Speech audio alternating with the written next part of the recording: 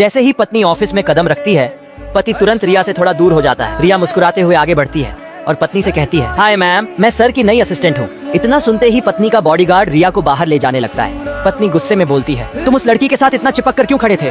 मैंने तुम्हें उसी के साथ सड़क पर भी देखा था, फूल देते हुए। धोखेबाज। पति कुछ बोल नहीं पाता। अगले दिन पत्नी बाथरूम में जाती है और जब टेस्ट करती है तो रिपोर्ट पॉजिटिव आती है। वो खुशी से भर जाती है और तुरंत पति को फोन करती है, लेकिन पति उस वक्त क्लब में पार्टी कर रहा होता है। वो झुंझलाकर कहता है, अभी फोन मत करो, मैं पार्टी में हूँ। पत्नी का चेहरा उतर जाता है। रात देर से जब पार्टी खत्म होती है और सब लोग चले जाते हैं, तब रिया पति के सामने आकर उसके पैरों में गिर जाती है, जैसे कोई बड़ी चाल चल रही हो। अगले दिन पत्नी हॉस्पिटल जाती है और अपनी रिपोर्ट दिखाती है। डॉक्टर मुस्कुराकर कहते हैं, आप बिल्कुल स्वस्थ हैं। पत्नी राहत और खुशी महसूस करती है। हॉस्पिटल से बाहर निकलते वक्त उसकी नजर अचानक रिया पर पड़ती है, जो किसी और मरीज से बात कर रही होती है। जैसे ही रिया की नजर पत्नी पर पड़ती है, वो घबरा जाती है। रिया खुद चलकर पत्नी के पास आती है और बनावटी मुस्कान के साथ पूछती है, आप यहाँ? पत्नी ठंडे लहजे में जवाब देती है, तुमसे मतलब? कुछ देर बाद पत्नी एक हॉल में खड़ी होती है। तभी पति वहाँ आता है और पीछे से उसे बाहों में भर लेता है। पत्नी तुरंत उसका हाथ झटक देती है। पति हैरान होकर पूछता है, क्या हुआ?